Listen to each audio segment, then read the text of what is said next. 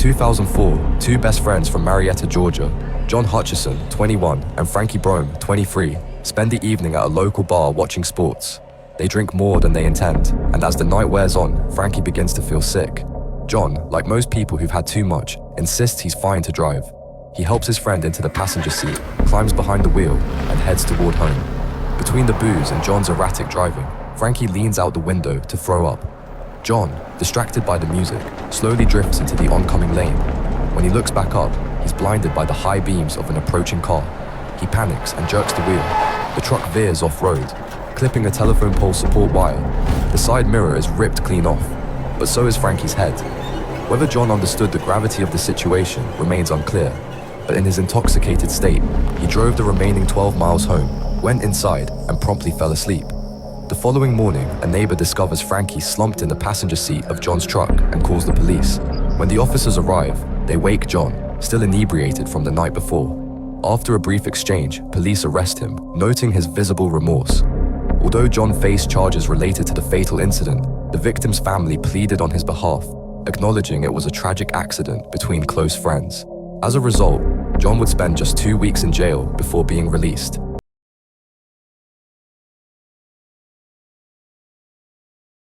In 2020, Linnea Mills, an 18-year-old scuba diving trainee from Missoula, Montana, is on her way to her final training session. Upon completion, she would receive her Advanced Open Water Diver certification, her first major step toward fulfilling her dream of becoming a marine biologist.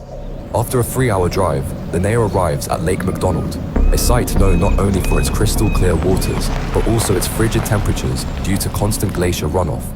For this reason, her instructor Debbie Snow had recommended she obtain a dry suit just days earlier. Since Linnea lacked the specialized training required to rent one from the dive school, staff helped her purchase a second-hand one from a private seller. Despite it now being 4 p.m. and daylight fading fast, the group of divers begin gearing up. At this point, Debbie is informed that Linnea's dry suit is missing the required inflator hose. For those unfamiliar, dry suits compress under pressure as a diver descends and must be actively inflated to prevent a dangerous squeeze from the suit itself. Although the inflator hose is a critical component, Debbie dismisses the concern, insisting Linnea use the suit like a standard wetsuit, relying solely on a BCD provided to her for buoyancy control. Trusting that her instructor knows best, Linnea complies. An hour later, the group of divers descend to about 15 feet without any dive briefing or buddy assignments, both of which are standard safety procedures. Less than 10 minutes into the dive, one diver signals to surface due to being cold. Without hesitation, Debbie escorts them back up, leaving Linnea and another trainee, Bob Gentry, alone underwater. When Debbie returns, she leads the two divers down to a ledge at a depth of 60 feet. Preoccupied with her compass, she doesn't notice that Linnea's suit has compressed significantly, leaving her nearly immobile. Linnea tries to get her attention, but Debbie drifts farther away. Fortunately, Bob glances over and sees that Linnea is struggling, but just as he reaches her, she falls backward off the ledge and begins to sink. Bob swims after her, finally catching up at a depth of 85 feet. He tries to inflate Linnea's BCD, but quickly realizes it's already at maximum capacity. Fighting to stay calm, he reaches for her weight belt, only to discover she wasn't given a quick release system. Instead, 44 pounds of loose dive weights are zippered into her BCD pockets, making them nearly impossible to remove in an emergency. To make matters worse, Linnea weighs just under 150 pounds, meaning she's carrying more than twice the recommended amount.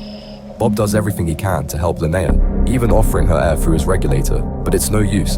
Her dry suit has compressed so tightly that she can't expand her chest enough to take a breath. With his own air supply running critically low, Bob is forced to leave Linnea behind and resurface. After some time, Debbie resurfaces and is informed about what happened to Linnea. With the help of her assistant, the two descend in an attempt to retrieve her, but it's far too late. Linnea had sunk to a depth of 127 feet and was unresponsive by the time they brought her back to the surface, only made possible by removing her BCD.